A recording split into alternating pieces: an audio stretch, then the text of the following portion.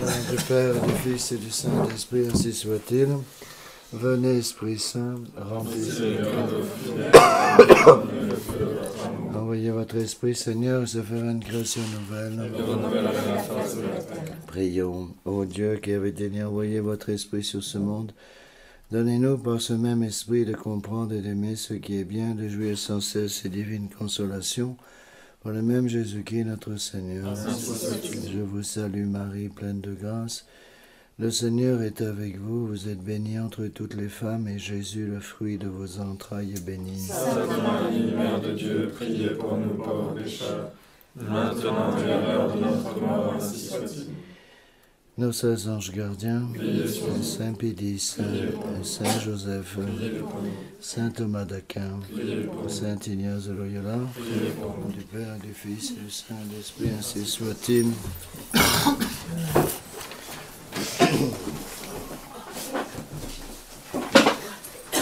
Bon, non, je m'excuse, j'ai pas beaucoup de voix, mais je vais faire ce que je peux. Donc il reste 2 lettres à couvrir. Celle-ci, alors dis-moi, attention, jeudi prochain, il n'y a pas de cours parce que c'est la retraite. Donc pas de cours ni ici, jeudi, ni à Nantes vendredi. Et après on reprendra la semaine suivante pour le dernier cours sur les premiers vendredis, premiers samedis du mois. Après, il y aura encore une retraite, première retraite du mois de mars, puis je commence quelque chose sur la somme théologique de saint Thomas d'Aquin. Donc c'est la lettre numéro 61.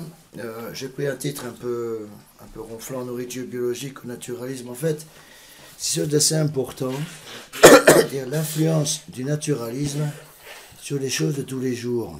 Parce que j'ai remarqué qu'il y a un problème de plus en plus chez certains fidèles. Pas trop ici, je n'ai pas eu de problème du tout. Mais dans tous les endroits où je suis passé, surtout aux États-Unis et puis dans l'anglaise, aussi un peu en France, on sent l'influence du naturalisme, c'est terrible. Alors, je vais vous donner quelques exemples, parce que ces exemples vont vous aider à expliquer jusqu'où ça va. Et on peut faire des grosses bêtises. Ce sont des exemples que j'ai vécus, je pourrais vous donner des noms, je ne vous les donne pas bien sûr, mais ce sont pas des racontards, c'est des exemples que j'ai vécus moi-même. Bon, par exemple, aux États-Unis, quand j'étais à New York, et j'avais quelques familles qui étaient à fond dans ces histoires de naturalisme, à fond. Chaque famille avec ses petites idées personnelles sur le sujet de l'alimentation. Alors, il y avait celle qui était contre l'aluminium. Bon, parce que l'aluminium, comme que chacun sait, ça donne le cancer. Bon, très bien. Il y a celle qui était contre le sucre, parce que le sucre, ça donne le cancer aussi. Il y avait celle qui était contre le pain normal, donc elle voulait absolument du pain bio. Très bien, j'ai rien contre tout ça. Le problème, c'est que quand des nouveaux fidèles arrivaient, ces 3 familles leur sautaient dessus. La première, elle disait, attention, maintenant que vous venez à la messe traditionnelle ici, il faut arrêter d'utiliser des casseroles en aluminium, parce que ça donne le cancer.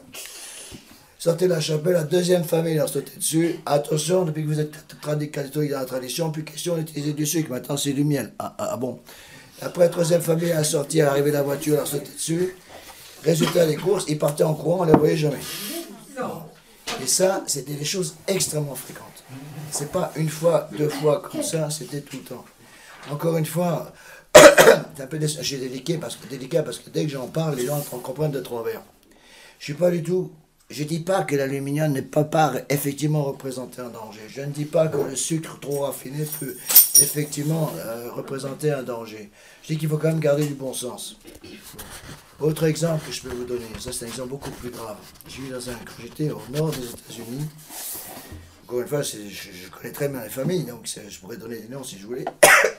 Il y avait toute une série de familles qui étaient contre les médecines normales, mais à fond. Vous ne pouvez pas avoir un docteur en peinture. Un docteur se présentait à la porte, il sortait le fusil, il tirait dessus. C'était pratiquement ça.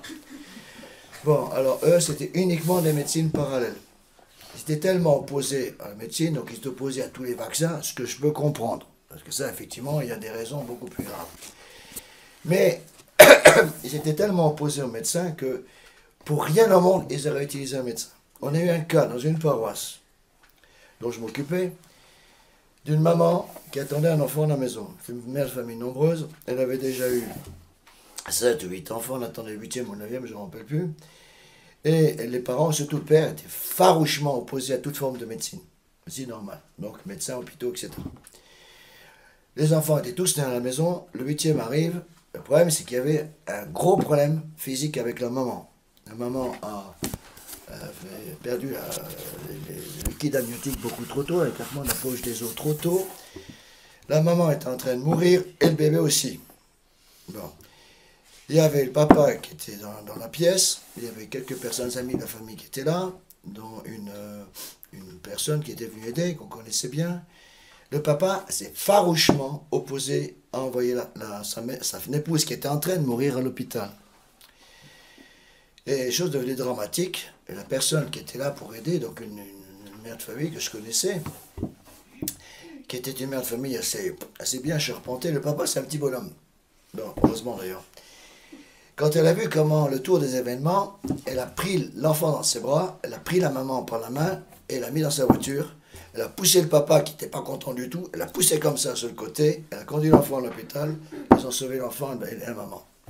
L'enfant et la maman seraient restés à la maison, ils mourraient tous les deux. Bon. Encore une fois, mon intention n'est pas de dire qu'il n'y a pas des abus en matière médicale. Bon, il est évident, quand on étudie un peu les choses, que les trusts pharmaceutiques représentent une des grandes fortunes mondiales. Bon, quand j'étais en médecine, on nous disait que 50% des médicaments étaient des placebos. Et c'est parfaitement exact. Je me rappelle très bien quand j'étais en médecine moi-même, quand j'étais en garde de nuit, par exemple, on avait parfois des personnes qui réclamaient des médicaments en choriatrique pour pouvoir dormir. Bon, ça arrivait régulièrement, surtout avec les personnes très âgées.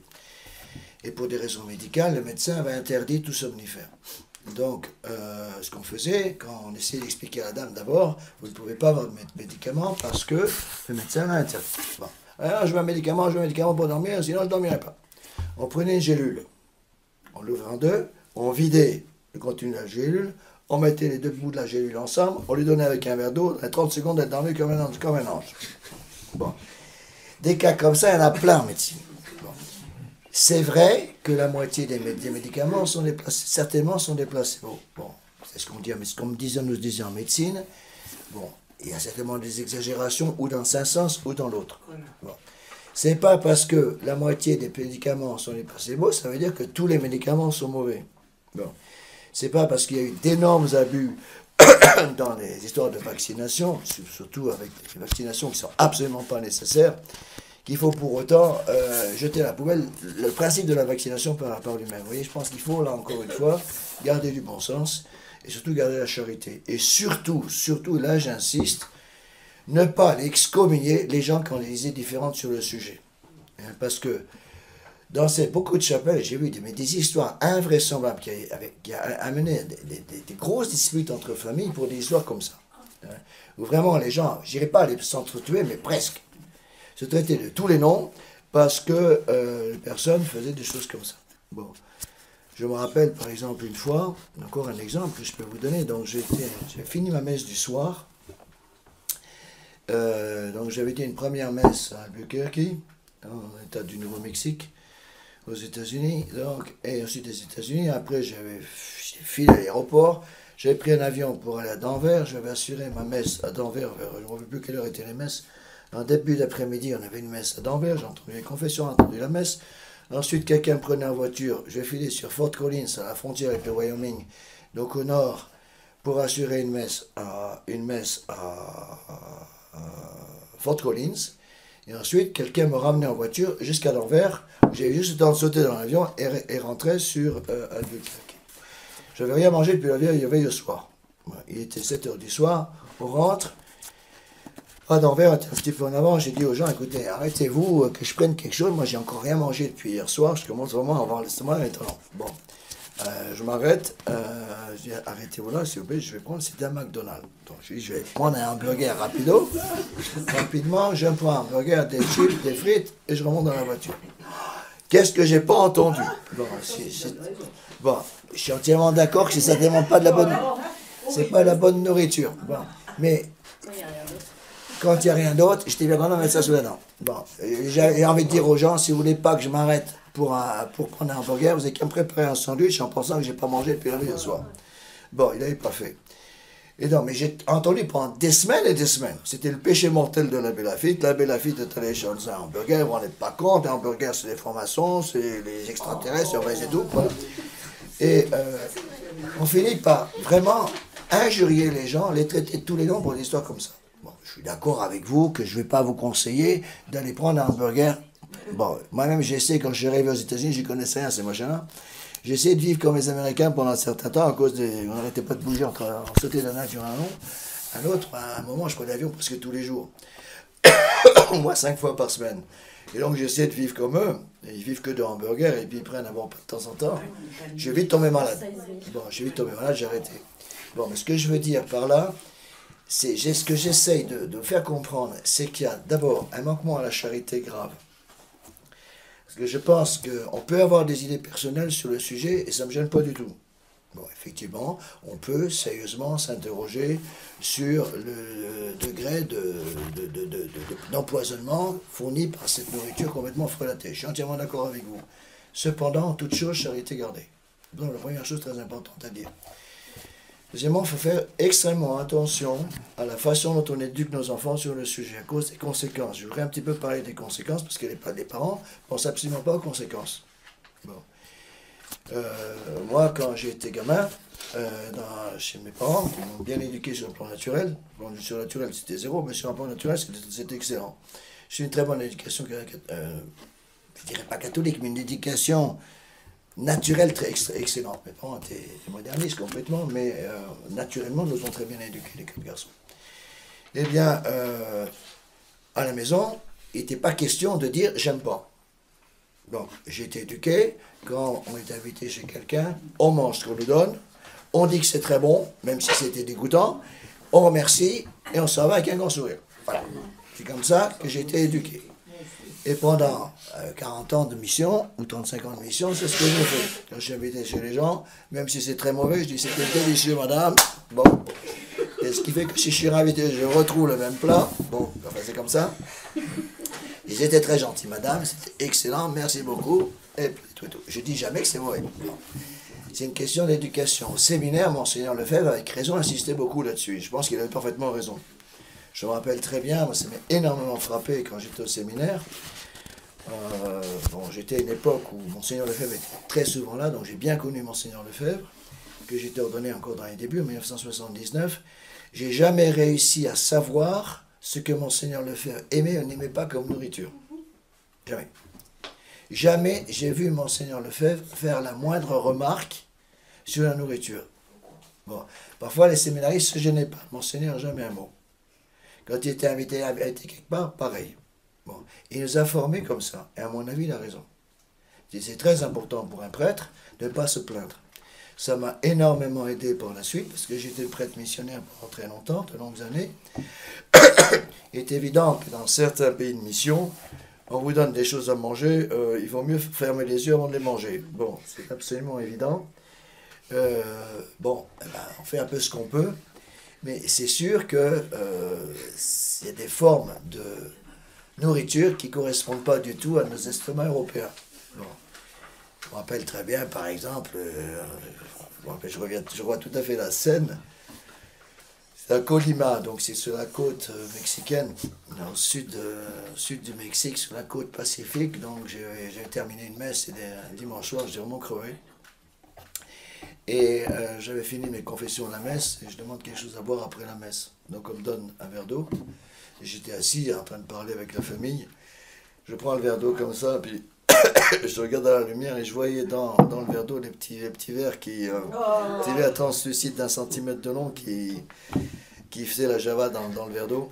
Alors, j'ai attendu que la maman ait cherché quelque chose à la cuisine, et puis discrètement, sans que personne ne me voie, j'ai vite jeté le verre d'eau sur des plantes qui étaient à côté, et j'ai rien dit. Bon. Donc, il est évident qu'on a le droit de se protéger.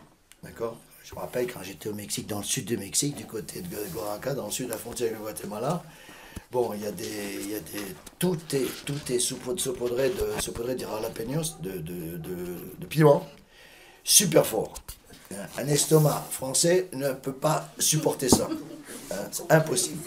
on voyait très bien dans la rue les petits gamins avec ils prenaient au lieu des sucettes, ils avaient des petits jalapenos, et puis ils étaient en train de sucer leurs petits piments comme ça dans la rue. Bon. Et nous, on n'est pas habitués, donc on ne pouvait pas manger ça, c'était impossible, tellement ça nous brûlait la langue et brûlait l'estomac. Donc là, j'étais obligé de demander, je dis, écoutez, je m'excuse, je ne suis pas habitué du tout. Est-ce que vous pourriez, s'il vous plaît, me préparer le même plat, mais sans le piment? Donc là, on a le droit, dans certains cas, avec prudence, de faire quelques remarques quand vraiment c'est nécessaire pour pouvoir tout simplement remplir son devoir d'État. Bon. Mais ce que j'essaie d'expliquer, c'est qu'il y a un double danger. D'abord, il y a un danger de naturalisme. C'est-à-dire que la nourriture va finir par prendre une importance tout à fait démesurée, à mon avis. Il y a un deuxième danger, et là, j'aimerais bien pouvoir faire une étude là-dessus, j'ai jamais eu le temps de le faire à fond, mais il y a une chose qui m'a toujours beaucoup frappé. J'ai remarqué que dans pratiquement le monde entier, dans tous les magasins spécialisés en bio, en magie bio, il y a toujours en vente les livres du Nouvel Âge. J'ai vu ça pratiquement partout, au moins dans les pays de langue anglaise, et je pense que c'est la même chose en France. Bon, à l'entrée en général de ces j'ai remarqué, je suis allé une ou deux fois dans les magasins bio, il y a tous les rayons, si vous voulez, à la sortie près des caisses, il y a en général des livres à vendre. Bon, sur la nourriture. Regardez de près ces livres, c'est tous des livres du Nouvel Âge. Or, le Nouvel Âge, c'est pas exactement l'Église catholique. Bon, le Nouvel Âge est fortement, très fortement anti-catholique. Bon. Le Nouvel Âge a été fondé en Écosse autour des années 1961. Je ne reviens pas là-dessus parce que j'ai donné une conférence spéciale sur ce sujet. Je l'ai donné ici, mais elle est sur Internet, donc vous pouvez la trouver. Il y a une lettre sur le Nouvel Âge où j'explique complètement ce sujet-là avec tous les détails, au moins autant qu'on puisse les donner. Bon, mais il y a quand même un lien. Pourquoi ce lien? C'est la question que je me pose. Il y a un lien véritable qui existe entre le Nouvel Âge et la nourriture biologique. Pourquoi existe-t-il? Il ne faut pas en conclure que toute nourriture biologique est mauvaise parce qu'il y a un lien avec le Nouvel Âge. Je n'ai pas dit ça. Je constate qu'il y a un lien. Donc il serait intéressant essayer d'étudier pourquoi il y a ce lien. Alors des exemples comme ça, je pourrais vous en donner à la peine. Alors, pourquoi est-ce que c'est dangereux? Quel est le danger derrière ces choses-là? Ce sont des choses qui apparaissent comme bonnes en soi, de se nourrir correctement, de chercher à éviter une nourriture folâtrée, de chercher à éviter une nourriture trop chimique, c'est tout à fait normal. Bon. Cependant, je pense que dans bien des cas, c'est aussi ce qu'on appelle une tentation sous apparence de bien. Qu'est-ce que c'est qu'une tentation sous apparence de bien? Le démon est tellement doué qu'il peut utiliser des choses bonnes pour obtenir quelque chose de mauvais. Bon. Le démon, on explique ça en long, en large et en travers pour l'exercice Saint-Ignace, parce que c'est une partie très importante des exercices. C'est les règles de discernement des esprits de deuxième semaine, pour ceux qui connaissent ces exercices. Bon. Saint-Ignace a de nombreuses règles sur les sujets, donc on en parle aux exercices Saint-Ignace. Bon. C'est-à-dire que le démon peut utiliser des choses parfaitement bonnes, comme par exemple de faire pénitence, de prier, qui sont des choses bonnes, pour obtenir quelque chose de mauvais. Le démon peut donc très facilement vous pousser à faire trop pénitence, vous pousser à trop prier, ou prier quand il ne faut pas. Il y a des moments où il faut prier, des moments où votre devoir d'État consiste à faire autre chose. Bon. J'ai connu des mamans, par exemple, qui étaient très imprudentes dans ce domaine, et qui, par exemple, je vais donner deux exemples. Premier exemple, des mamans qui, sous prétexte de dévotion, après une retraite, avaient décidé de prier davantage, et donc elles avaient décidé, sans m'en parler bien entendu, de faire une heure de méditation tous les jours. Bon. Si une maman me dit, monsieur l'abbé, je veux faire une heure de méditation tous les jours, je crois que je lui dirais, écoutez, ça me semble un peu beaucoup pour une première fois, allez-y un peu doucement. Bon. En plus de ça, renseignement pris, cette maman, elle avait 10 enfants. Bon, alors, 10 enfants, plus une heure de méditation tous les jours, ça s'appelle la folie douce. Bon. J'estime que c'est la folie. C'est pas raisonnable. Ce que je lui aurais dit, c'est qu'elle m'avait demandé. Elle ne m'a pas demandé. Donc elle avait placé une demi-heure de méditation le matin et une deuxième de méditation le soir. Comme elle n'arrivait pas parce qu'elle est trop fatiguée, madame faisait sa méditation de 6h à 6h30 le soir. Monsieur rentrait du travail, c'était le souk à la maison. Les enfants grimpaient au rideau, littéralement. Pourquoi? Parce que madame était pieusement à la chapelle, au sous-sol, en train de faire ses dévotions. Ça a failli casser le ménage. Et papa, et je le comprends, était furieux. Donc il a essayé de faire comprendre à son épouse, ce n'est pas ton devoir d'État. Ah mais je veux devenir pieuse. Oui, mais très bien, je n'ai rien contre la piété, mais c'est pas ça, ça va pas. D'accord? Donc ça, ce sont des exemples tout simples. Donc le démon peut utiliser des choses comme ça qui sont bonnes pour tout détruire complètement une famille. Deuxième exemple. Une jeune femme, je ne donne pas de nom, rassurez-vous. Une jeune femme une jeune mère, une jeune épouse qui fait des exercices, bon, qui découvre pendant les exercices Saint-Ignace qu'elle est quand même nettement trop mondaine et qu'elle est un petit peu trop attachée à son aspect extérieur. Donc elle décide de faire pénitence. Très bien. Bon. Madame décide comme pénitence de ne plus utiliser de cosmétiques. Bon. Problème, encore une fois, elle a décidé ça sans m'en parler. Bon. Elle rentre chez elle, plus de cosmétiques, plus de rouge à lèvres, plus de vernis à ongles, plus de poudre de perlimpinpin sur le bout du nez. En plus de ça, elle a complètement changé son mode vestimentaire. Elle a eu des habits noirs jusqu'au bout des pieds, habillée comme une bonne sœur à longueur de journée. J'ai reçu rapidement un coup de téléphone du mari qui était furieux. Il dit, monsieur l'abbé, ma femme était déjà pas tout à fait ok avant, maintenant elle est complètement ma boule. Bon. Et c'est de votre faute. Bon, je lui ai dit, écoutez, moi c'est pas de ma faute, j'ai jamais dit ça aux exercices Saint-Ignace. Votre épouse a tout simplement pris des résolutions sans m'en parler. Donc, en soi, faire pénitence, c'est bien, mais c'est pas toujours quelque chose de prudent. Donc il faut être prudent. Il y a du bon sens qui existe. Bon. Il m'est arrivé plusieurs fois, vous croirez si vous voulez, de donner comme pénitence à des dames, je ne donne pas de nom, rassurez-vous, et il n'y a personne ici qui est concerné, bien entendu, à donner comme pénitence à des dames qui me parlaient de difficultés très fortes dans les ménages. Vous savez, ça va pas du tout, mon mari, vous comprenez, moi je me demande, je commence à me poser des questions, donc vraiment il s'occupe plus beaucoup de moi, et je commence à me poser des questions sur sa fidélité, etc. Qu'est-ce que vous me conseillez? Je dis, madame, je vous conseille d'acheter un tube de rouge à lèvres et de vous en mettre. Et là. Deuxièmement, commencez à vous mettre un peu de parfum. Troisièmement, achetez du vernis à ongles et mettez-vous-en un peu. Oh, vous avez écrit, monsieur l'abbé, vous êtes un libéral. J'ai compris. Je ne suis pas un libéral, madame, mais arrangez-vous un peu pour que votre mari vous trouve agréable à regarder. Puis vous savez, quand je vous regarde, je comprends parfaitement sa position. Bon. Alors, elles sont très vexées quand je leur dis ça, mais c'est parfois une question de vie et de mort pour le ménage. Hein. Parce que le mari, il travaille dans un bureau, il va être exposé au bureau à des tentations constantes dans ce domaine-là. Quand il rentre chez lui, ça dit qu'il n'est pas une épouse habillée avec un sac de pommes de terre qui fait 150 kilos. Parce que du coup, l'amour, qu'est-ce que vous voulez? L'amour, c'est pas un amour purement esthétique, d'accord? Purement spirituel.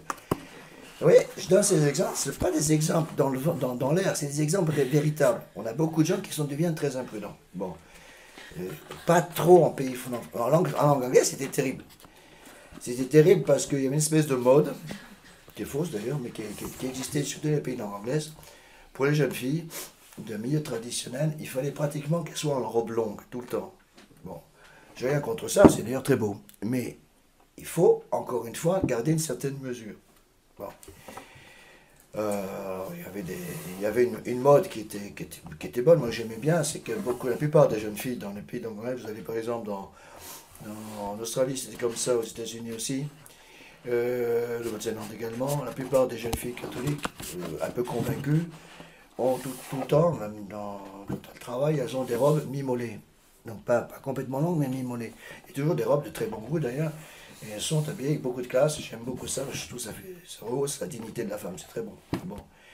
Mais il y a parfois des gens qui vont aller au-delà, qui vont exagérer les choses. Et pratiquement obliger les enfants à avoir des robes longues jusqu'aux pieds. J'ai vu des mères de famille catholiques dans les milieux traditionnels obliger leur petite fille de 7-8 ans à avoir une robe longue qui a tombé jusqu'à terre. Résultat, dès que la gamine faisait trois pas pour essayer de courir après un ballon, elle se cassait la figure, évidemment, parce qu'elle avait une robe beaucoup trop longue. Bon, il faut du bon sens. Bon, il faut du bon sens, et je crois que là-dedans, c'est très important. Il me semble que la clé pour réagir contre cette tendance que j'essaie de vous expliquer à travers ces exemples un peu rocambolesques, mais qui sont véritables, la clé, c'est justement les règles de discernement des esprits. C'est-à-dire, ce sont des tentations sous apparence de bien.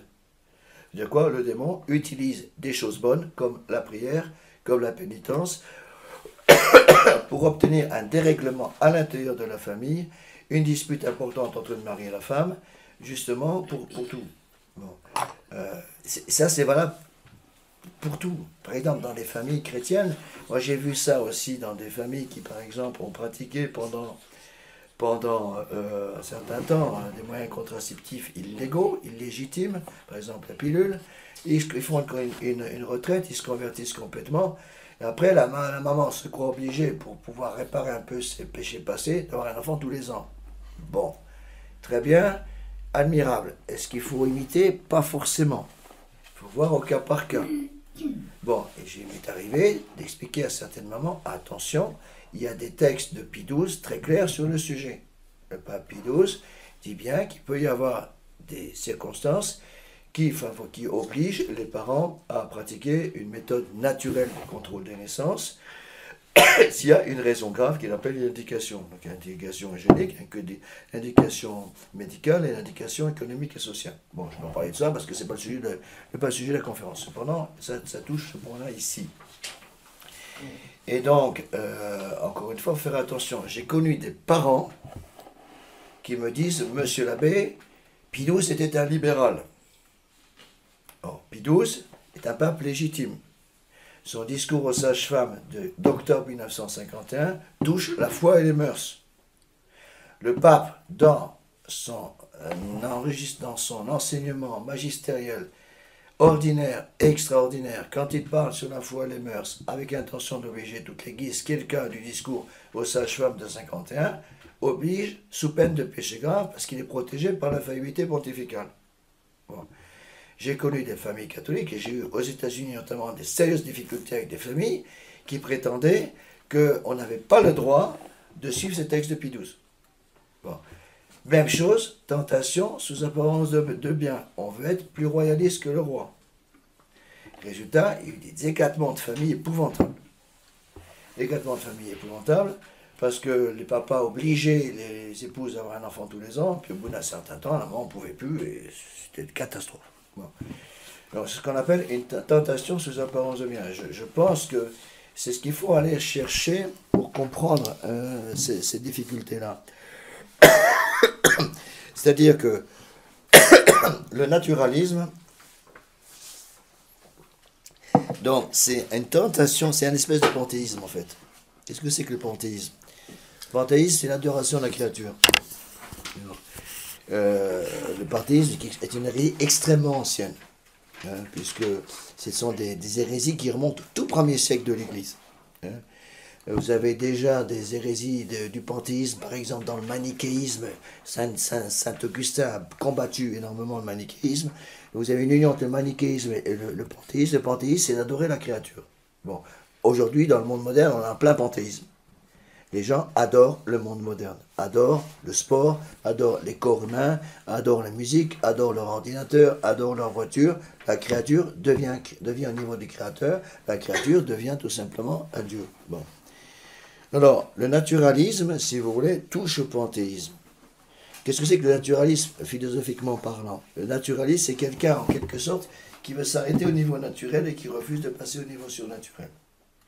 Un naturaliste, par exemple, va refuser l'influence surnaturelle de la grâce. Un naturaliste, est-ce qu'un naturaliste va accepter le bon Dieu? D'après vous?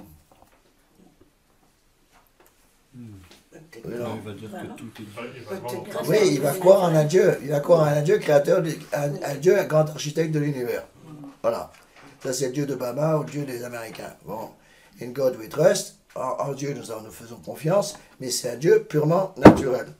Le grand créateur de l'univers. Le grand architecte de l'univers. Et ça, c'est du naturalisme pur. Faire très attention parce que vous avez par exemple des sociétés maçonniques qui sont donc entièrement anti-chrétiennes, très anti-chrétiennes, et qui sont théistes. T-H-E-I-S-T-E. Théiste, ça veut dire quoi? Ça veut dire qu'elles reconnaissent Dieu, une certaine forme de Dieu. Donc en gros, elles reconnaissent Dieu comme grand architecte de l'univers, parce qu'elles reconnaissent que quand même, tout ce qui se tourne, tout ce qui se trouve autour de nous, ne s'est pas fait tout seul. Donc elles arrêtent Dieu à ce niveau-là, à condition que Dieu soit sur son petit nuage, là-haut bien caché, qui ne nous gêne pas ici-bas. Bon. Beaucoup de gens sont comme ça aujourd'hui. Donc le naturalisme, si vous voulez, le naturalisme est la porte d'entrée au panthéisme, et le panthéisme mène directement à l'athéisme. Donc vous avez en général trois étapes. Première étape, le naturalisme. Deuxième étape, le panthéisme. Troisième étape, l'athéisme. Bon. Un certain nombre de nos fidèles, surtout dans les pays de langue anglaise, mais ça arrive aussi un peu en France, ont déjà largement franchi la première étape. C'est qu'ils sont tombés dans le naturalisme, ils ne s'en rendent même plus compte. Ils risquent de tomber dans le panthéisme, ça va les amener ils risquent de tomber du naturalisme au panthéisme, du panthéisme à l'athéisme. Donc je pense qu'il faut quand même faire très attention à ces choses-là. Bon, une chose aussi qu'il faut bien comprendre, même si des gens refusent d'admettre ça, c'est que la révolution qui nous attaque, qui attaque le catholicisme, qui attaque la civilisation chrétienne, est un hydre, d'accord, qui a une cervelle, mais des tentacules partout. Donc la révolution travaille avec tout. Il n'y a pas une seule sphère de la vie naturelle qui n'est pas attaquée par la révolution. La révolution, ce n'est pas simplement le communisme ou les francs-maçons. La révolution, ce n'est pas simplement la nouvelle messe. La révolution travaille aussi avec la musique, avec l'art, avec les médicaments, avec la nourriture, avec tout ça. Donc vous pouvez être certain que la révolution va mettre son doigt dans les histoires de nourriture. Bon. Alors, quel est le principe révolutionnaire qui mène tout ça? Et c'est celui-là, à mon avis, qu'il faut bien comprendre. C'est que la révolution va toujours agir, surtout avec les catholiques, pour transformer, invertir, comment on dit en français, pour inverser, oui, pardon, merci, inverser les choses importantes et les choses secondaires. C'est-à-dire, qu'est-ce que cherche à faire la révolution dans une âme? Faire sortir de l'âme les choses importantes. Comme l'âme a horreur du vide, cette âme va avoir besoin, elle va attirer, si vous voulez, d'autres choses pour remplacer ces choses importantes qui sont sorties de l'âme, pardon. Donc, qu'est-ce qui va se passer? Les choses secondaires vont être aspirées dans l'âme et petit à petit prendre la place des choses importantes. C'est exactement ce qui se passe dans le monde moderne. Comme ça, il travaille c'est le principe révolutionnaire. Quelle est la chose importante? La chose importante pour nous, c'est celle de notre âme, le bon Dieu. C'est ça le plus important. On est sur la terre pour ça. On est sur la terre, non pas pour manger, on est sur la terre pour sauver son âme. Bon.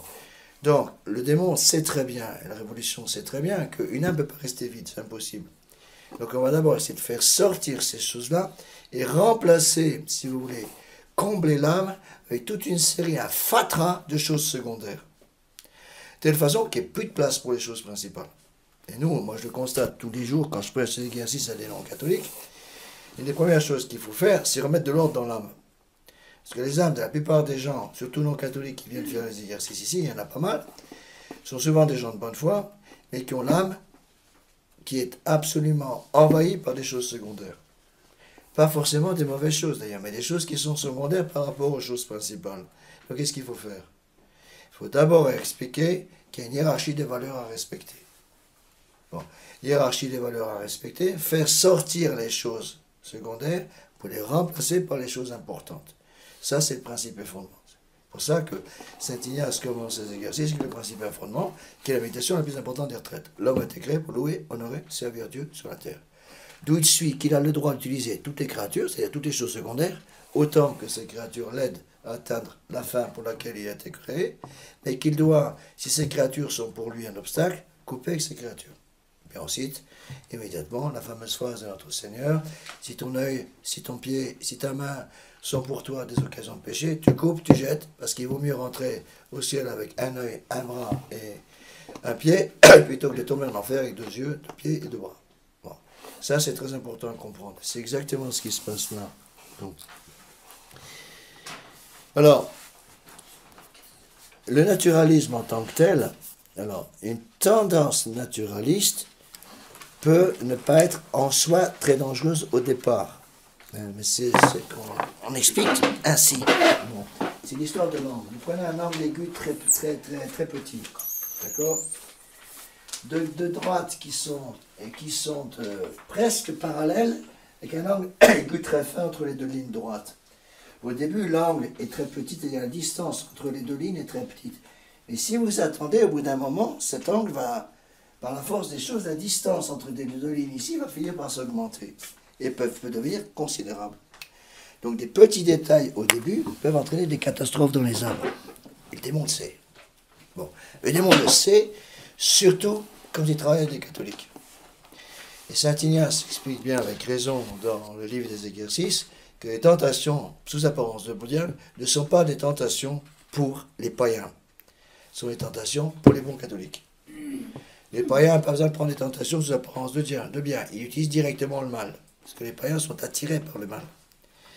Donc, pour les catholiques, c'est toute tradition, le démon est obligé de cacher le mal sous une apparence de bien.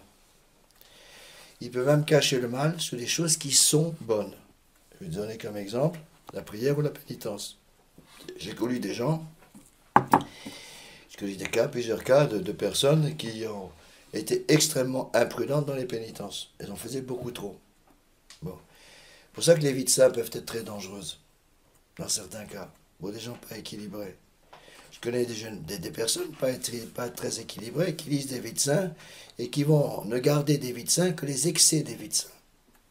Qui ne sont pas forcément des excès pour le saint en question et qui, pour nous, deviennent des excès. Bon. Si vous lisez, par exemple, la vie des moines anachorètes d'Égypte, il y avait des moines anachorètes d'Égypte, au mercredi des cendres, qui se faisaient murer dans une grotte, dans laquelle il y avait de l'eau. Ils faisaient murer dans la grotte et donnaient l'ordre aux petits moinillons de venir les démurer le matin de Pâques. Et ils passaient 40 jours, ben plus que ça, avec le dimanche compris, donc c'est quoi, c'est presque 45 jours, 46 jours, dans la grotte, sans manger, ils buvaient que de l'eau. Au jour de Pâques, on venait démurer ces pauvres gars, on les trouvait à moitié morts dans la grotte. Bon, quand c'était pas complètement mort. Bon. C'est à admirer. Peut-être, c'est certainement pas à imiter. Si vous me demandez l'autorisation d'aller vous murer dans votre chambre pendant 40 jours, avec simplement un peu d'eau tous les jours, je vous dirais non. Bon.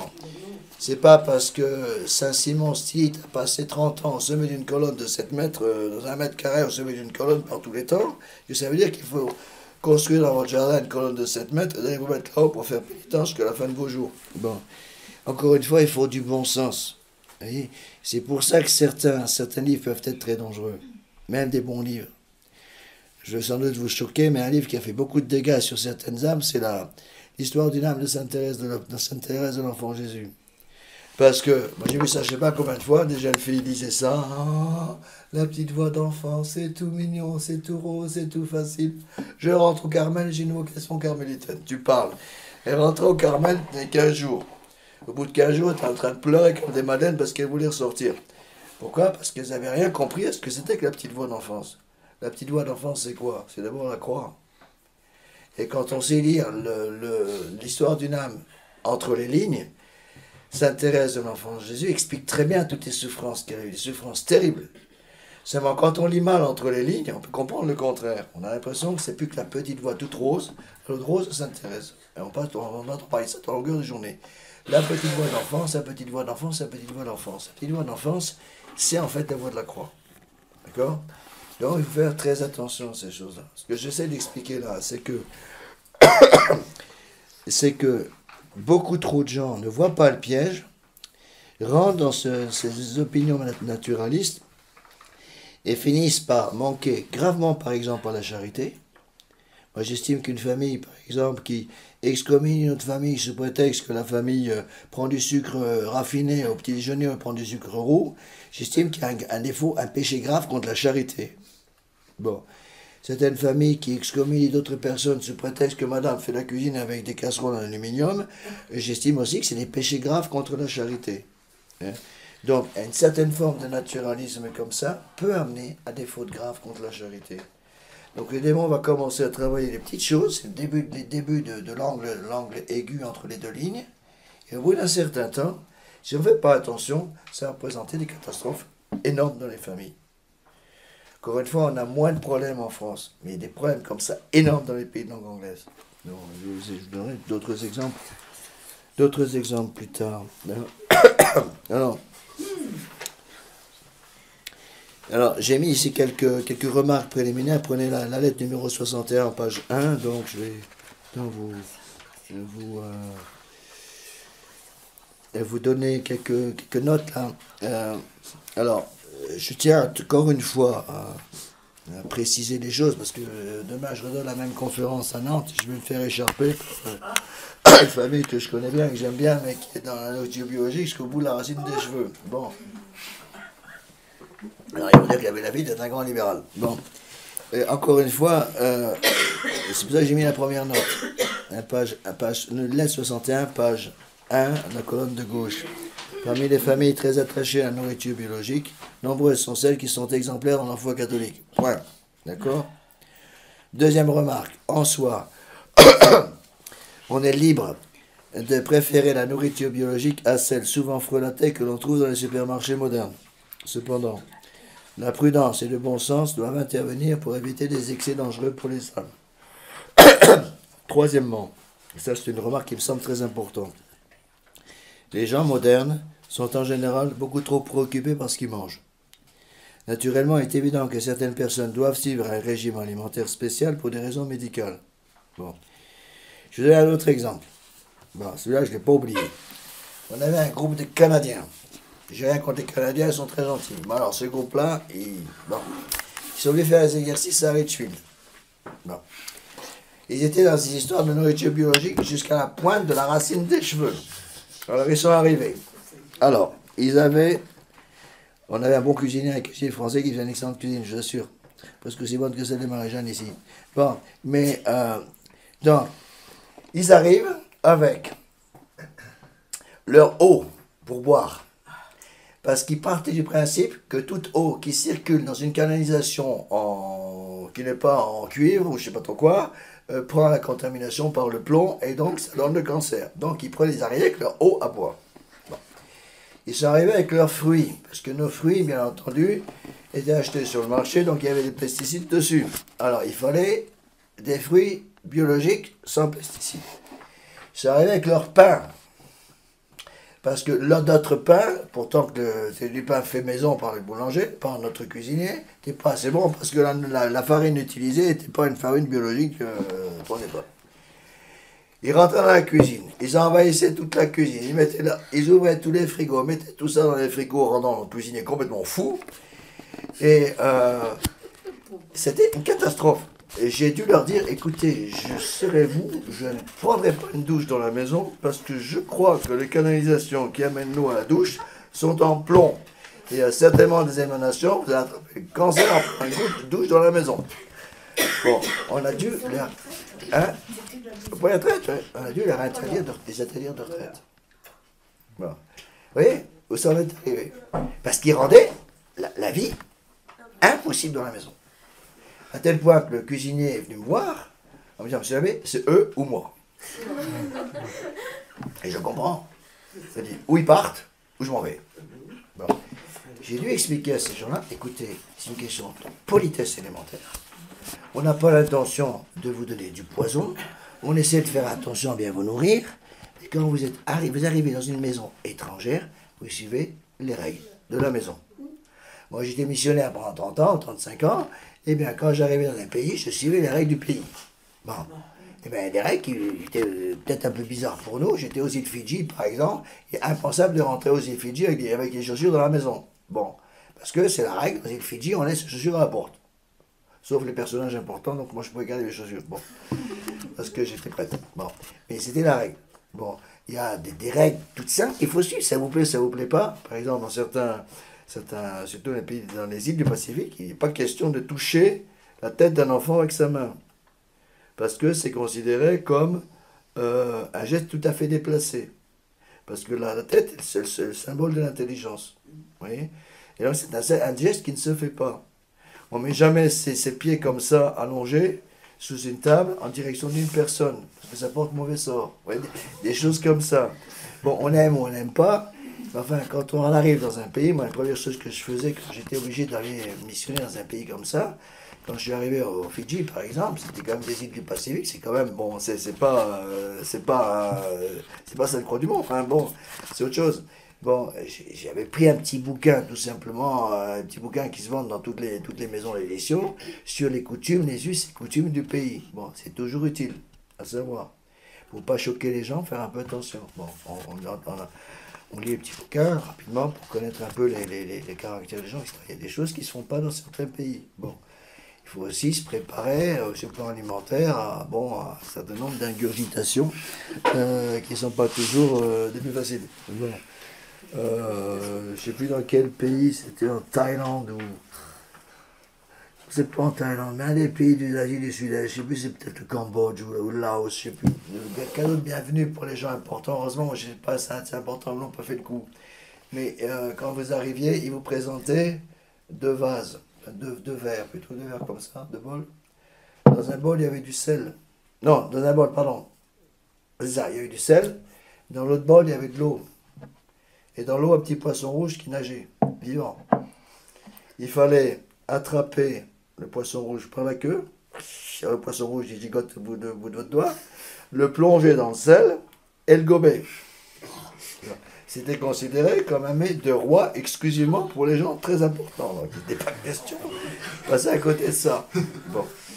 Heureusement, j'étais pas assez important, moi j'ai évité. Mais le Seigneur Williamson, par exemple, m'a raconté qu'il a dû passer par là plusieurs fois, parce que lui était avec. Et bon, c'est des détails. Bon, mais c'est des détails qui peuvent être très gênants. Bon, alors bon, quand ça dépasse certaines limites, il faut faire un peu attention. Donc, je reviens à mon sujet, parce que c'est quand même ce sujet-là. Je pense qu'il y a derrière ces idées naturalistes qui semblent ne pas être si graves que ça, des conséquences énormes au niveau des âmes. Et c'est de ça dont je vais parler maintenant. Oui, parce qu'on ne se rend absolument pas compte, et la plupart des gens ils pensent pas du tout. Alors, ce qu'il faut comprendre, c'est que le démon utilise des choses comme ça, qui ne sont pas des mauvaises choses. Encore une fois, je ne vous demande pas d'aller manger la nourriture frelatée. Je ne vous demande pas d'aller manger, à vous arrêter à McDonald's tous les matins. C'est bien tout ce que je vous demande. Il est évident qu'il faut faire un petit peu attention à ce qu'on mange et pas manger du n'importe quoi. Mais faites attention à ne pas vous faire rouler par le démon du naturalisme qui utilise des choses comme ça pour vous obliger à porter trop d'attention à des choses qui sont secondaires par rapport au principal. Ça veut dire quoi? Et que la santé du corps est moins importante que la santé de l'âme. L'âme passe avant le corps. Bon. Encore une fois, si vous voulez avoir une bonne vie spirituelle, comme disait mon Seigneur, la première condition pour être un bon prêtre, il nous disait, c'est d'être en bonne santé. Ben, c'est vrai. Un prêtre qui est toujours malade, il ne peut pas faire grand-chose. Il peut prier, c'est sûr, il peut offrir ses souffrances, mais il ne peut pas faire grand-chose pour, par exemple, pour aider les âmes dans leur mission, parce qu'il est toujours malade. Bon, j'ai connu des prêtres qui sont... Je connais une personne, entre autres, qui était au séminaire, qui était un très saint séminariste, mais qui était très imprudent dans ses pénitences. Il a fait tellement de pénitences physiques, qu'il a fini par se ruiner la santé complètement. Et de ses supérieurs l'avaient prévenu je ne sais pas combien de fois, qu'il était en train de se ruiner la santé, il n'a pas voulu écouter. Résultat des courses, il a fini dans un asile psychiatrique. Bon. Un asile psychiatrique, pourquoi? Parce qu'il était tellement imprudent qui dormait plus, qui était venu mec comme un clou, et qui fait des pénitences épouvantables. Bon. C'est pas forcément ce que vous demande le bon Dieu, même si, en soi, faire pénitence est nécessaire. Si vous ne faites pas pénitence, vous verrez tous. Ça ne veut pas dire que vous êtes obligé de faire des pénitences imprudentes. Il y a parfois, par exemple, pendant le carême, il y a des gens qui peuvent jeûner très facilement, et puis il y a des gens qui ne peuvent pas jeûner, pour des raisons physiques. Je me rappelle à Brisbane, il y avait une dame comme ça, j'espère qu'elle n'écoute pas ma conférence. Bon, il y avait une dame comme ça, qui voulait absolument suivre un jeûne eucharistique depuis minuit, pour chaque messe, y compris la messe du dimanche. Donc elle venait à la messe du dimanche, qui était à 10h, elle n'avait pas jeûné, elle n'avait rien mangé depuis, en fait, la veille au soir. Elle ne tenait pas le coup. Résultat, à chaque messe, elle tombait dans les pommes. Bon. Alors c'était une catastrophe, parce que tout le monde paniquait, il fallait presque lui envoyer les pompiers à chaque fois. Il fallait l'amener dehors, lui donner des baffes pour qu'elle reprenne ses forces, il fallait lui donner de l'eau sucrée, enfin bref. C'était un bazar, parce que madame avait décidé qu'elle suivrait le jeûne eucharistique depuis minuit. On essayait de lui faire comprendre que c'était une faute grave contre la charité, parce qu'elle gênait tout le monde. On est obligé d'interrompre la messe, parce que les sermons, on ne peut pas continuer le sermon, parce qu'il y a une bonne femme qui vient de s'évanouir au milieu du sermon. Après, si tu prêchais sans papier, moi je ne sais plus où j'en étais. Alors, bon, j'ai donné tous mes états, parce que j'en étais où dans cette histoire-là. Alors, vous voyez, c'est des exemples comme ça, il y en a plein. Donc, la charité demande, dans ces cas-là, utiliser un peu de bon sens dans les pénitences. Encore une fois, ce sont les tentations sous apparence de bien. Voyons d'abord un peu au niveau de la doctrine ce que fait le démon. Le démon doit donc cacher son intention perverse sous une couverture qui apparaît bonne à première vue, mais qui en fait ne l'est pas. Voilà ce que dit saint Ignace. J'ai pris ici les copies-collées des exercices. Hein. Voilà les règles de discernement des esprits, pas toutes, mais certaines importantes, qui touchent ce sujet-là. Voilà ce que dit saint Ignace. C'est le propre, c'est en bas de la page, lettre 61, page 1, colonne de droite en bas.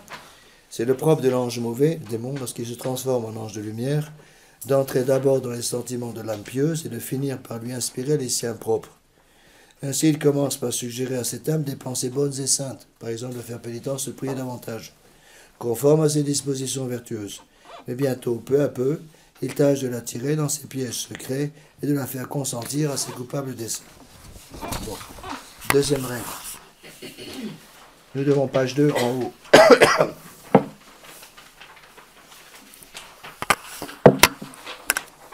Nous devons examiner avec grand soin la suite et la marche de nos pensées. Si le commencement, le milieu et la fin, tout en elle est bon, et tendant purement au bien, c'est la preuve qu'elles viennent du bon ange. Mais si, dans la suite des pensées qui nous sont suggérées, il finit par s'y rencontrer quelque chose de mauvais, de dissipant, de moins bon que nous nous étions proposé de faire, ou si ces pensées affaiblissent notre âme, l'inquiètent, la troublent en lui ôtant la paix, la tranquillité dont elle jouissait d'abord, c'est une marque évidente qu'elle procède du mauvais esprit, ennemi de notre avancement et de notre salut éternel. D'accord? Bon. Ce sont des règles, des applications, justement dans ce sujet qui nous préoccupe. C'est-à-dire que le démon utilise des choses bonnes pour obtenir des choses mauvaises. Donc il faut une vertu particulière. Quelle est la vertu qui va régler l'usage justement de tout cela? C'est la vertu de prudence. Bon. La vertu de prudence qui va régler tout ça. Bon. Par exemple, au niveau des vaccins. Bon. Au niveau des vaccins, il y a dans certains pays du monde, tellement moi j'ai été missionnaire en Afrique pendant un temps, je suis allé en Afrique plusieurs fois, je suis né d'ailleurs, et en Afrique il y a certaines zones qui sont des zones avec des maladies tropicales extrêmement sérieuses, pas des petites grippes, c'est des choses sérieuses. Bon. Et qui donc nécessitent certaines précautions alimentaires ou des précautions médicamenteuses pour éviter de se faire contaminer par ces maladies. En plus de ça, quand on attrape cette maladie, c'est en général des amibes ou des amibiases qui s'enquistent après dans l'estomac, c'est impossible de s'en débarrasser. On se trouve pendant des années avec des gros problèmes de ce genre, on ne peut plus faire son devoir d'état. Bon. Eh bien, je me rappelle par exemple, quand je suis allé prêcher au Gabon, eh bien, au Gabon, il y a des tas de problèmes avec les moustiques qui véhiculent des tas de maladies bizarroïdes, extrêmement dangereuses, c'est pas des petites choses, par exemple le paludisme. Et donc, il fallait prendre de la quinine en quantité assez importante dans le mois qui précédait le passage en station au Gabon, pendant tout le temps au Gabon et pendant un mois en revenant. Et ça permettait d'éviter justement ces choses-là. J'ai connu des gens parfois qui refusaient d'utiliser ces moyens en disant « Moi, je fais confiance au bon Dieu. » Bon. Et je ne veux pas de produits chimiques. La quinine, c'est un produit chimique, ce qui est moins faux parce que c'est aussi un produit naturel. Et donc, ils allaient là-bas comme ça. Résultat des courses, ils tombaient malades au bout de 3 jours et on ne pouvait plus rien en faire pendant tout ces jours là-bas parce qu'ils étaient incapables de faire quoi que ce soit. Ils avaient des crises de paludisme terribles. Moi, j'ai vu j'étais en train de prêcher un exercice de Saint-Ignace en pleine brousse au Gabon, et le prêtre qui m'aidait pour les exercices, un prêtre italien qui était très gentil, était au Gabon depuis très longtemps, mais il avait eu des problèmes d'amibias comme ça, et il avait de temps en temps des crises de paludisme, parce que ça revient après par cycle.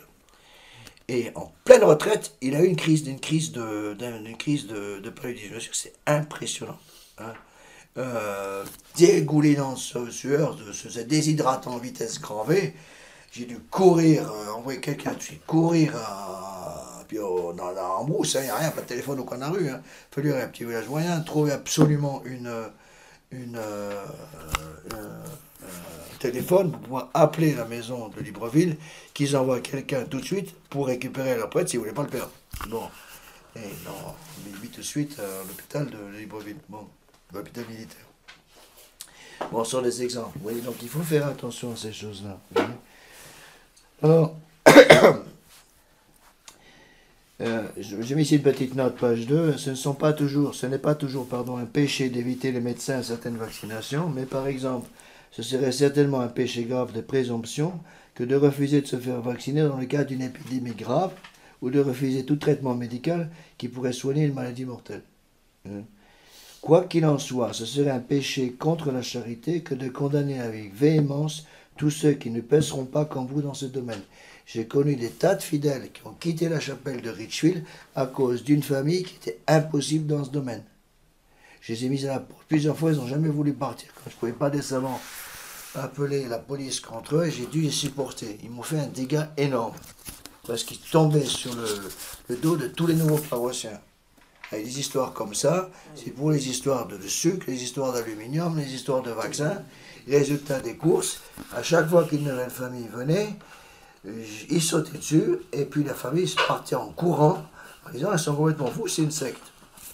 Donc j'étais obligé de m'arranger pour avoir des gens qui repéraient les nouveaux venus pour les prévenir. Attention, vous êtes les bienvenus ici. La fille sera très contente de vous rencontrer après la messe aujourd'hui. Faites un peu attention, on a une bande de fous ici, une famille qui est un peu originale, disons, et qui va vous raconter des tas de trucs sur le sucre, l'aluminium et les vaccinations. Donc, attention, cela ne représente pas du tout une obligation morale pour tous ceux qui viennent ici. D'accord ? Alors, de même, il ne serait pas normal de trop se préoccuper de santé de nourriture. Cela traduirait un manque de confiance dans la divine providence. Il y a un équilibre qu'il faut garder encore, vous voyez là-dessus. Pas plus que, autant que, pas plus que de Saint-Ignace. C'est-à-dire, la prudence intervient là-dessus. Bon. De même que ça serait, à mon avis, une erreur pour quelqu'un de trop se préoccuper de sa santé et se faire vacciner contre la moindre grippette. Par contre, ce serait certainement imprudent pour quelqu'un de ne pas se faire vacciner dans un pays où, par exemple, une énorme épidémie de poliomyélite a envahi le pays. Bon, ben, c'est évident, dans un cas comme ça, il faut se protéger pour ne pas se retrouver avec des problèmes énormes. Donc, encore une fois, il faut du bon sens. D'accord ? Alors, c'est pareil pour la nourriture. Et puis, il y a autant que, pas plus que. Se préoccuper de sa nourriture, de ce qu'on mange, très bien. Trop s'en préoccuper, ça ne va plus. Parce qu'à ce moment-là, ça donne une importance démesurée à quelque chose qui est quand même du domaine secondaire. D'accord ? Alors après, bon, il y a quelques exemples vécus, je vous les ai déjà plus ou moins racontés, j'ai pris les mêmes exemples. On pourrait les relire, je crois que j'ai donné ici, je vous ai donné au début de la conférence, les 4 exemples qui sont ici, sont des exemples vécus. Hein. Je pourrais donner des noms pour chacun de ces exemples-là. Alors, je voudrais, et c'est là à mon avis le point important, d'abord j'ouvre une porte pour ceux qui sont intéressés, parce que j'ai pas eu le temps de m'en préoccuper. Moi j'aimerais que quelqu'un fasse une étude sur le lien qui existe entre la nourriture biologique, ou plus exactement une certaine exagération de la nourriture biologique, la mentalité de la nourriture biologique, dirons-nous, et le nouvel âge. Bon, j'ai pas eu le temps de le faire. Seulement une grosse étude. Cependant, il y a des constatations qu'on est bien obligé de faire. Pour ceux qui ne me croient pas, allez dans un magasin biologique et vous verrez, aux États-Unis, c'est partout. Je ne sais pas si c'est le cas en France, je ne fais pratiquement jamais, mais en France, c'est très très fréquent. Aux États-Unis, partout, à l'entrée, il y avait le tourniquet avec des tas de bouquins, c'était toujours des livres du Nouvel Âge. Bon. Donc, alors, j'ai rencontré, c'est intéressant parce que la dernière retraite, nous avons eu 2 personnes du Nouvel Âge qui sont venues faire la traite, qui n'étaient pas baptisés, qui sont maintenant devenus des bons chrétiens, avec la grâce du bon Dieu. Ils sont mariés, je les ai mariés il n'y a pas longtemps. Ils venaient du Nouvel Âge et ils ont fait ce chemin à sens inverse, c'est-à-dire qu'ils viennent du Nouvel Âge. Ils se sont vite rendus compte que dans le Nouvel Âge, donc eux ils étaient à fond dans le Nouvel Âge, dans l'agriculture biologique Nouvel Âge, avec toutes les délires du Nouvel Âge. Et puis petit à petit, ils se sont rendus compte qu'il manquait quelque chose. C'était très beau de protéger sa nourriture, mais il faudrait peut-être aussi un peu se préoccuper de protéger son âme. Ils ont ensuite, après, fait une marche arrière, si vous voulez, pour se comprendre que l'âme, c'est plus important que le corps. D'accord? Ils sont arrivés, avec la grâce du bon Dieu, jusqu'ici, et là, ils ont trouvé la foi catholique, et donc maintenant, ils sont sortis du Nouvel Âge, complètement. Alors, notre Seigneur Jésus-Christ, donc les conséquences de cet état d'esprit, page 3, ça c'est la partie importante. Les conséquences de cet état d'esprit. Notre Seigneur Jésus-Christ nous dit qu'un bon arbre ne peut produire de mauvais fruits. La nourriture biologique est sans doute bonne pour le corps, mais le naturalisme est une catastrophe pour l'âme. Attention, je n'ai pas dit la nourriture biologique est une catastrophe pour l'âme. D'accord? J'ai dit le naturalisme est une catastrophe pour l'âme. Parce qu'il y a des gens qui spécialisent là-dedans, de tout transformer ce que je raconte. Je me rappelle une fois, j'avais fait un sermon sur les fausses apparitions. Et j'avais dit aux fidèles, attention aux fausses apparitions, il y en a beaucoup qui sont fausses. J'ai donné comme conseil le conseil que nous donnait Monseigneur Lefebvre, de n'accepter que les apparitions reconnues par l'Église avant la mort de Pie XII en 1958. J'ai dit donc en garde sur la plupart des fausses apparitions qui sont complètement loufoques. Ça n'a pas raté, des paroissiens qui étaient là ont commencé à raconter partout que j'étais contre la Sainte Vierge. J'étais contre la Sainte Vierge parce que j'étais contre toutes les apparitions. Ils avaient transformé contre les apparitions loufoques en toutes les apparitions. Bon, c'est pareil pour ça. Quand je dis des choses comme ça, il y a des gens qui vont tout de suite transformer ce que je dis en l'âme et la vie est contre et pour McDonald's et pour qu'on s'amuse la santé avec des trucs comme ça à longueur de journée. J'ai jamais dit ça. D'accord? Bon. Quelle est la première conséquence catastrophique de cet état de fait, cette façon de penser? Ça va beaucoup vous étonner, mais le premier point, à mon avis, est très important. Il ferme la porte à toutes les vocations religieuses. Comment? C'est très simple. Voilà ce que j'explique ici. Un enfant habitué à ne manger que de la nourriture biologique et à refuser toute autre sorte de nourriture aura beaucoup de mal à s'adapter à un régime alimentaire différent dans une maison religieuse. Pensez à la confusion si chaque séminariste devait avoir son propre régime. Imaginez une jeune fille qui rentre dans un couvent avec des idées comme ça, comme celle que je viens de vous expliquer. Et qui dit, ah voilà, moi j'ai une vocation carmélitaine, mais qui va vers la mer supérieure en disant, attention, hein, pas de casserole en aluminium, pas de sucre non raffiné, pas de pain avec une farine non biologique, etc. Qu'est-ce qu'elle fait la mer supérieure? Elle regarde avec des yeux ronds, elle va baisser ses lunettes, elle dit, la porte c'est là-bas. Voilà, vous pouvez partir. Et c'est vrai. Imaginez un peu que chaque vocation arrive des idées comme ça. Et j'ai connu des familles comme ça, qui donnent cette formation aux enfants. Les enfants sont nourris dans cette famille-là, et après, ils sortent avec des idées comme ça. Alors, comme il n'y a pas de familles qui sont d'accord sur tous ces sujets-là, et chacun a son petit truc, ces familles, après, il y a souvent, c'est toujours des bonnes familles qui ont des qualités réelles en matière religieuse. C'est les familles dans lesquelles on prie, c'est les familles dans lesquelles on dit le rosaire, les familles dans lesquelles on s'habille correctement, etc. Bon, les familles dans lesquelles on fait des kilomètres pour rester à la messe traditionnelle, très bien. Ils ne se rendent pas compte qu'avec des choses comme ça, ils faussent la conscience des enfants. Alors, ça c'est le deuxième point que je vais aborder après. Donc, d'abord, ils ferment la porte, ils ferment sans le vouloir la porte aux vocations religieuses, parce que dans une maison religieuse, on ne peut pas accepter de gens comme ça. C'est impossible. On peut éventuellement tolérer des gens comme ça dans une retraite pour 5 jours. Bon, quand on dit, vous savez, on a un régime. Bon, bien sûr, si les gens ont un régime pour des raisons médicales, c'est autre chose. Bon. Les gens qui ont un régime sans gluten pour des raisons médicales, je ne sais pas quoi. Bon, très bien. Mais, quand c'est, je dirais, au niveau du caprice personnel, c'est autre chose. Donc, quand les gens absolument me poser des choses comme ça, dans une communauté, j'ai dit attention, est-ce que c'est pour des raisons médicales ou non? Bon, imaginez même, je dirais même quelqu'un qui nous dise, monsieur l'abbé, moi je suis végétarien. Je vais rentrer dans votre maison comme frère, ou comme religieuse, comme plusieurs religieuses, et je vous préviens, je suis végétarienne. En soi, c'est pas un péché, d'accord? On est bien d'accord, c'est pas un péché du tout, c'est quelque chose de tout à fait insignifiant, indifférent en soi d'être végétarien. Et dans une maison religieuse, c'est un bazar. Ça va obliger déjà la cuisinière à faire déjà un double repas. Si la cuisinière fait, je sais pas moi, une pizza avec de la viande, il faut qu'elle pense à avoir une pizza sans viande pour la personne qui est pas végétarienne. Bon. Alors qu'est-ce que je veux dire à une jeune fille qui veut rentrer dans une vie religieuse, qui a une idée comme ça? Je dis, est-ce que vous êtes végétarienne pour des raisons médicales ou pour des raisons métaphysiques? Bon. Si elle me dit, je suis végétarienne pour des raisons médicales, si je prends de la viande, je tombe à syncope dans les 30 secondes qui suivent, bon, je reconnais qu'il y a un problème. Bon, dans ce cas-là, je vous dirais, mademoiselle, peut-être pas la vocation religieuse. Dans certains cas, il peut y avoir une raison grave, il y a vraiment une vocation religieuse, donc on va faire un effort, on fait ce qu'on peut. Mais souvent, pas toujours, c'est une raison, c'est un caprice. Un caprice fondé sur une raison qu'elle considère comme sérieuse, mais en soi, c'est un caprice. D'accord?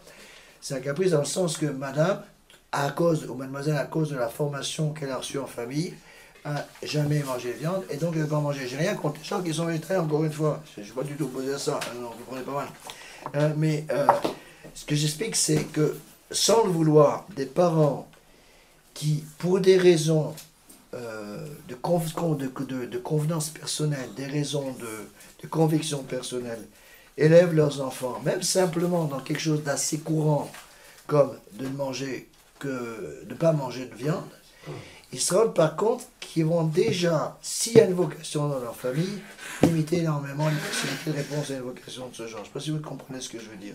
C'est très important. Deuxième conséquence. Numéro 2, en bas de la page 3, colonne de gauche. Cet état d'esprit déforme la conscience morale des enfants, menant au scrupule, à l'orgueil, à la perte du bon sens élémentaire. Ça, j'ai vu ça très souvent. Hein. Et pourquoi? Parce qu'un enfant éduqué de cette façon risque de voir des péchés partout. Il s'est considéré comme supérieur aux autres, parce qu'eux, ils ont compris ces choses-là. Nombreux que sont ceux qui suivent aveuglément des idées bizarres du dernier gourou en matière d'alimentation. Bon. J'ai connu par exemple une famille, mais très bonne sur le plan religieux. Vraiment, c'est une famille d'exception qui priait beaucoup, mais dans mon sens, qui avait la méditation tous les jours, le chapelet tous les jours, des kilomètres et des kilomètres pour avoir la messe, les filles toujours habillées correctement, mais c'était des disciples du docteur Carton. Je ne sais pas si ça vous dit quelque chose ici. Bon. Les disciples du docteur Carton, c'est un espèce de type un peu bizarroïde, qui exigeait qu'il fallait laver tous les légumes 3 fois dans 3 eaux différentes. Bon, alors, vous voyez comme c'est pratique. Alors, ils avaient éduqué tous leurs enfants là-dedans. Donc, madame lavait les légumes 3 fois dans 3 eaux différentes. Bon, c'est pas un péché. Bon, le problème, c'est que si vous éduquez vos enfants comme ça, vos enfants vont finir par croire que c'est un péché de ne pas le faire. Ils vont l'imposer aux gens autour d'eux. Cette jeune fille se marie, elle va imposer son mari à ses enfants. D'accord?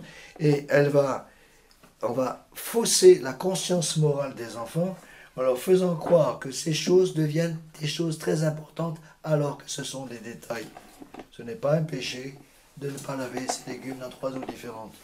Il n'y a pas un commandement qui dit tes légumes tu laveras soigneusement dans 3 eaux différentes quotidiennement. D'accord? Bon, ça n'existe pas. Vous riez, mais on voit des gens comme ça. Moi, j'en ai rencontré. Et des braves gens. Et des gens qui avaient des bons enfants, qui avaient des vocations. Des vocations qui ont été perdues à cause de ça. Troisième conséquence. Page 3 en haut, colonne de droite. Ce genre d'éducation conduit les enfants à un comportement égoïste sans charité aucune. Je mesure mes mots. Ils seront trop centrés sur eux-mêmes et deviendront vite impossibles à vivre dans une communauté. Donc, j'ai connu dans des communautés d'excellents éléments. Et vraiment des jeunes adultes qui étaient charmants sur tous les plans, qui avaient beaucoup de qualités surnaturelles et qui gâchaient tout avec des trucs comme ça. Et finalement, à cause de ça, ils n'ont pas pu rester dans une maison religieuse ou dans un séminaire, alors qu'ils avaient une vocation réelle. Vous voyez? Pourquoi? Parce qu'il est évident que le bon Dieu leur demandait de faire le sacrifice de leur conviction dans ce domaine-là. Oui. Encore une fois, je ne parle pas des gens qui ont des régimes comme ça pour des raisons médicales. Ça arrive. Il y en a beaucoup malheureusement. Les gens qui ont un bout d'intestin en moins, par exemple, bon, ils ont un cancer du côlon, ils ont tout le côlon en moins, bon, ben, ils ne peuvent pas manger n'importe quoi. Autre chose. Voilà, entièrement d'accord. Bon, mais il faut faire attention. Alors, maintenant, reprenons un peu tout ça en conclusion avec les racines de ce comportement. J'évite parce que j'ai déjà traité ça au cours de cette conférence. Avec cette conférence qui semble être sur un sujet tout à fait accidentel, en fait, a des conséquences énormes. Les racines de ce comportement. Premièrement, j'en ai parlé, le naturalisme. C'est-à-dire donner beaucoup trop d'importance au corps, à la nourriture, à la santé. Là, on touche une espèce de somatologie, c'est-à-dire une adoration du corps. Une des caractéristiques de la société contemporaine, dans le monde moderne, c'est l'adoration du corps. Ça veut dire une importance exagérée, démesurée donnée au sport, une importance démesurée donnée à la silhouette, à l'aspect extérieur, et pas simplement pour les jeunes filles ou pour les femmes, mais aussi pour les hommes qui sont parfois aussi bêtes. Bon. Et dans ce domaine, et c'est très, très important. Vous ne pouvez pas savoir, je vais donner un exemple tout simple, pour que les gens ne me croient pas, mais ça je l'ai vu de mes yeux vus. Vous ne pouvez pas savoir le mal qu'a fait, par exemple, au niveau des petites filles, la poupée Barbie. Bon. Un mal considérable. Une poupée qu'on trouve partout. Au fin fond de l'Afrique, vous trouvez des poupées Barbie. Au fin fond, du côté Pacifique, là, du côté en Asie du Sud-Est, dans les pays très pauvres, comme en Thaïlande, vous trouvez des poupées Barbie partout. Bon. Alors, ce n'est pas une simple poupée. Je trouve des poupées Barbie parfois dans les familles catholiques. J'espère qu'il n'y en a pas chez vous. S'il y en a, vous pouvez les brûler. Rapido. Pourquoi? Eh bien oui, mais malheureusement, c'est parce que les gens ne voient pas le danger. Beaucoup de gens disent, vous exagérez, c'est une poupée, après c'est tout. C'est pas simplement une poupée, c'est un symbole. Bon. La poupée Barbie, c'est le symbole de la femme libre.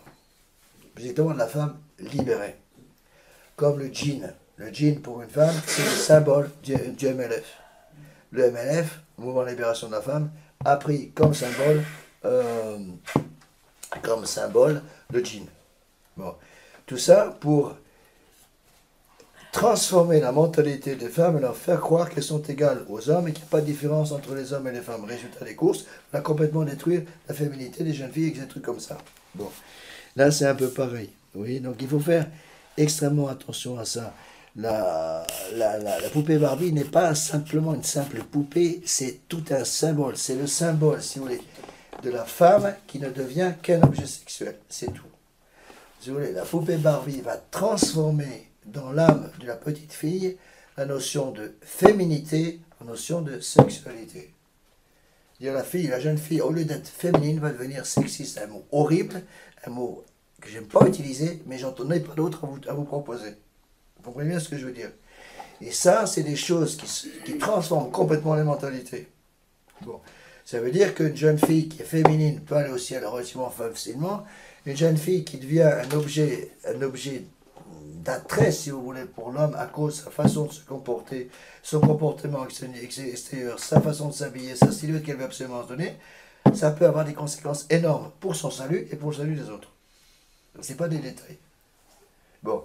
Et ce type de poupée a fait un dégât énorme. Et j'avais un mal fou à expliquer ça aux familles. En disant, enlevez les poupées Barbie, donnez à vos petites un vrai baigneur. Vous donnez une poupée Barbie, une petite de 6 ans, même dans une bonne famille, qu'est-ce qu'elle fait? Elle va vouloir imiter la poupée. Elle va commencer à piquer les chaussures à talons de sa maman, et se promener avec les chaussures à talons de sa maman, parce qu'elle veut imiter la poupée Barbie.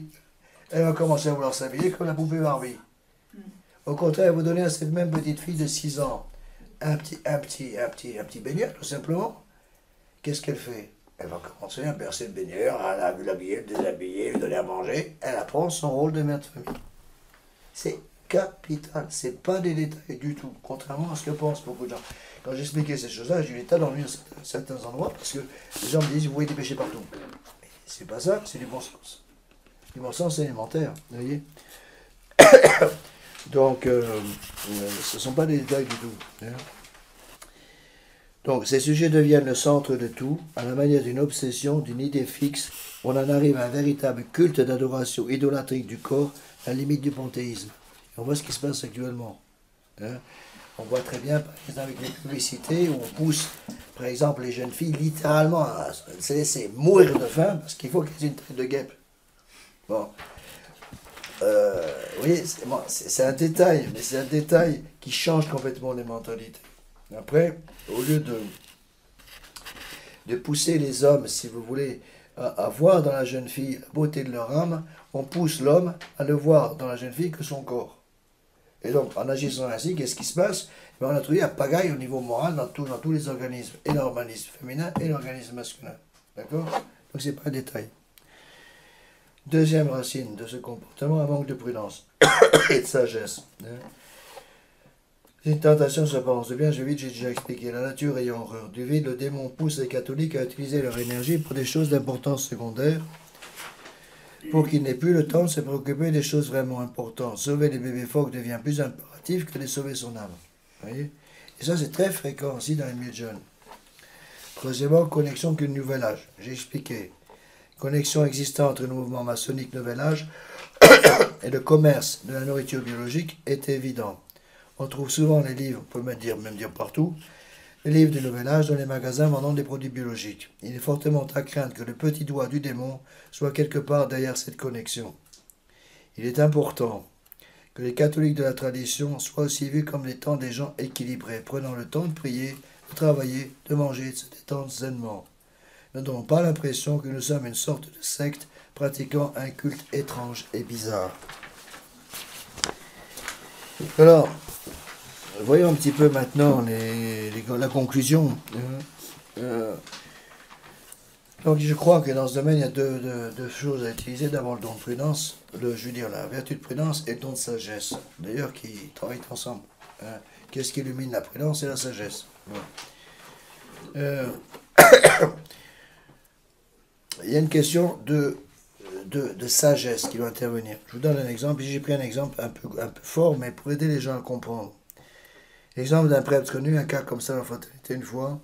Un prêtre ne devrait pas participer à une démonstration contre l'avortement devant une clinique criminelle un samedi soir s'il sait qu'il a de fortes chances de terminer la nuit en prison et que ses fidèles vont se retrouver sans messe ce dimanche matin. C'est la même chose pour une mère de famille qui ne peut prendre le risque de se retrouver en prison si elle sait qu'elle laisse derrière elle, à la maison, ses enfants qui ne peuvent survivre sans elle. Je ne parle pas d'un cas où on peut être obligé, pour protéger notre foi, de manifester notre foi. C'est complètement différent. Là, je parle de la vertu de prudence. D'accord? De la même manière, une maman n'a pas le droit devant Dieu d'obliger ses enfants à suivre ses convictions en matière de nourriture biologique si elle sait qu'en agissant ainsi, elle leur forme les portes de toutes les institutions religieuses traditionnelles, détruisant ainsi indirectement toutes les vocations que Dieu aurait éveillées dans le cœur de ses enfants. D'accord? Cependant, il est évident que Dieu demande l'héroïsme quand la foi catholique est ouvertement persécutée. Il faut mieux obéir à Dieu aux hommes, c'est deux choses différentes. Mais en toute chose, sachons garder la vertu de charité. Surtout entre fidèles de la même chapelle. Vos merveilleuses idées concernant la nourriture biologique ne sont que des opinions et non des dogmes de foi. J'ai vu encore une fois des familles s'étriper aux portes des églises de nos chapelles pour des choses comme ça. Alors, en conclusion, on peut utiliser cette magnifique page, une plus belle page de l'Évangile selon saint Matthieu. Voilà ce que nous dit notre Seigneur sur ce sujet, parce qu'il en parle dans l'Évangile. Ne vous inquiétez pas, chapitre 6 de saint Matthieu, ne vous inquiétez pas pour votre âme, de ce que vous mangerez, ce que vous boirez, ni pour votre corps de quoi vous la vêtirez.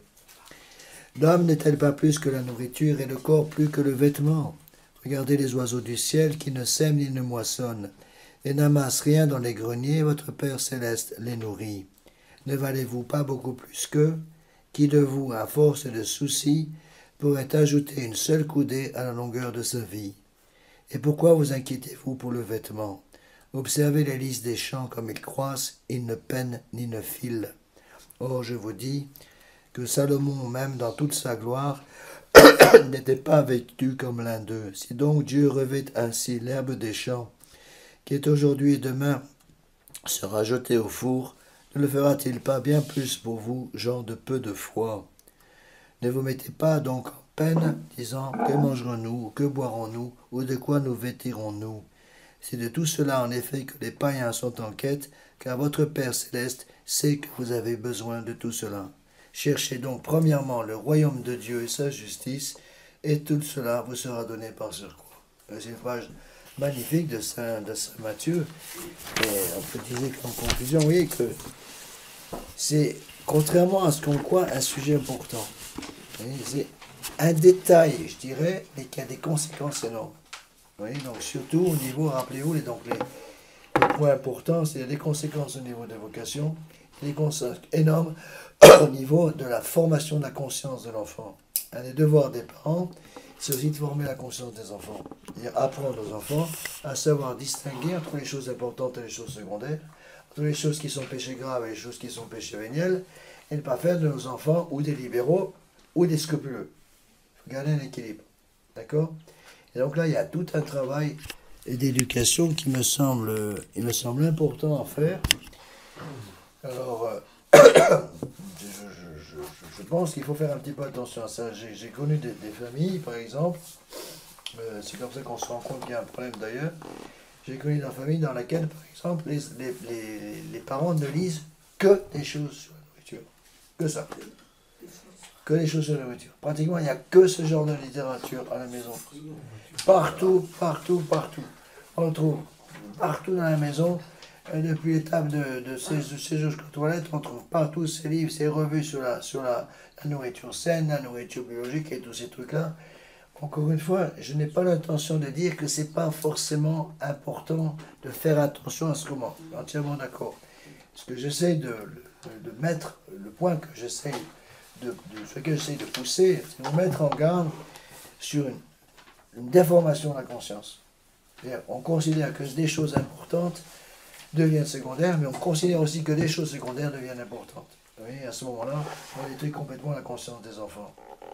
Et imaginez, par exemple, je ne sais pas moi, imaginez, par exemple, un jeune d'une bonne famille qui était formé avec des principes comme ceux dont je viens de vous parler un peu, qui, par exemple, se retrouve en territoire de mission, mais il va devenir fou, le pauvre gars. Il va devenir fou parce qu'ils ont d'énormes difficultés d'un seul coup à s'obliger je dirais, à aller contre tous les principes qui ont été, les principes qu'ils ont reçus en matière éducative sur la nourriture. Vous voyez?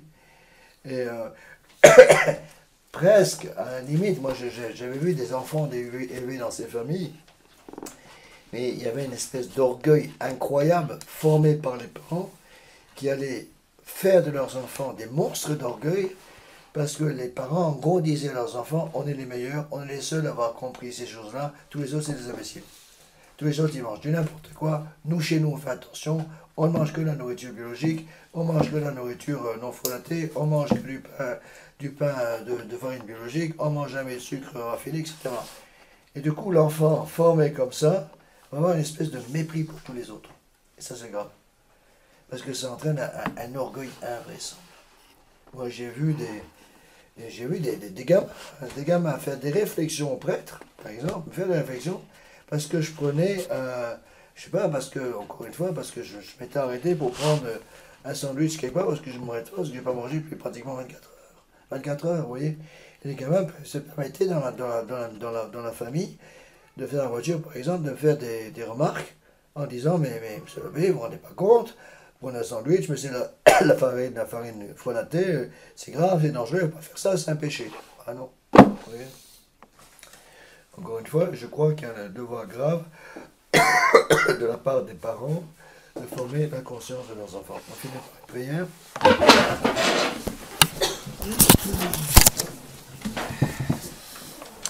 Au nom du Père, et du Fils et du Saint-Esprit, ainsi soit-il.